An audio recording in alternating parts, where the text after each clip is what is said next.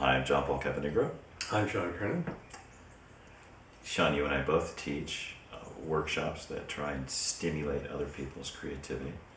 I think there's a sense out there in a wider audience that creativity can't be taught. Can you teach creativity? I don't think you need to. I mean, if you look at a child, and I love to look at other people's children and see this, you can see that it's kind of putting itself together. I was in a supermarket last week, and there was a little 3-year-old child, and I was going, okay, where's my list? I got to get this. I got to remember to call Karen, and I said I'd pick up some wine. And I walked through this thing in this state of internal conversation, and I saw this little 3-year-old child, and he was living in a magic universe because there was cold things, and there were hot things, and there was another child, and there was a big lady on a cart, and this kind of thing. And I realized he was having an entirely different and parallel experience because he was just that much more alert. So getting back to that is the only thing I can think of to get people to do, and see what's there and see what they have been putting together out of what exists. Yeah, I think a lot of it has to do with uncovering the creative completely impulse that is with us from day one and persists until the end. But I think we go through a lot of processes of covering it over or channeling it so tightly we can only perform in certain ways in certain areas. Yes. Actually, I have a very good Chinese friend, and he's a Tai Chi teacher, among other things. And he said, you Westerners decide you're going to be this very good photographer. So here's your life, it's a circle. And then this photography thing kind of sticks out, or you're going to be the best lawyer in the company, or you're going to be the best teacher in the school. And suddenly you have this wheel that doesn't roll very well because it kind of has this out of balance quality. And he just talks about expanding the whole thing, and that's how you make a little person.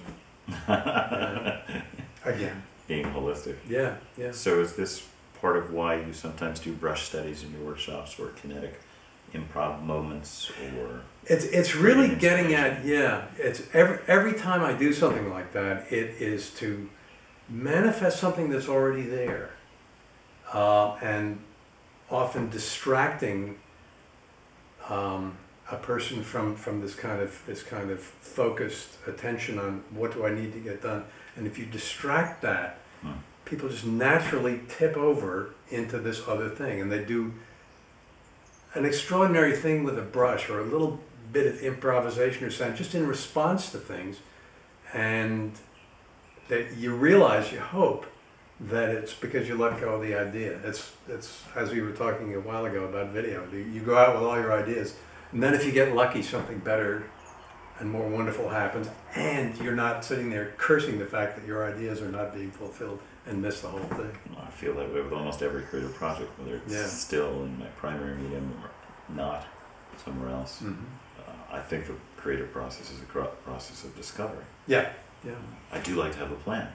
I like to have a plan too, and then jump off it. But I think about, we've both worked, Steve Fierberg, the cinematographer, teaches up here.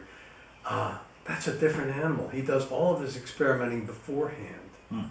Because when movie stars are standing around, you can't say, hey, wait a minute, let me try something here. I just want to try this, and it works or it doesn't. So it's a different He does a lot of prep up front. Enormous amounts of prep, and hoping to surprise himself. And I can relate to that. I mean, I like to write, I like to sketch, I like to research. I think there's a lot of priming the pump that you can do.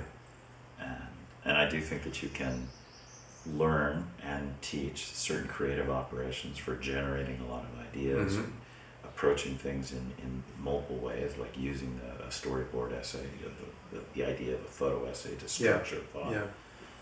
But I think the one thing that you can't teach is voice. One can't tell anyone else what their voice is. That must be discovered. The creative process is therefore uncovering or discovering that. And discarding imitation, or not trying to find it through what somebody else has done, which is where people look. Myself included. I kept trying to improve on Irving Penn and Robert Frank. If you can imagine that, and I never managed it. I think we all have something like that, right? Exactly. And the question is finding ourselves in that process of individuation and differentiation. Mm-hmm. That I think is a very valid, useful way of looking towards one's voice. I think so. But one needs to move through that. And I think nobody other than you really cares whether you get there or not. So it's very, very freeing in a way. You know, there's structures. If you go to school, you'll have a professor who will critique you, or you'll have your mother, or you'll have some friends. But really, it falls to you. It comes to you. And so in the end, you would say, try a lot of things, be present, look for the surprises. Yeah. I always, better than anything I could ever say about it, was Charles Wright, the poet, who said, "I write to find out what I have to say." And that's all. Bingo. Thank you. You're welcome.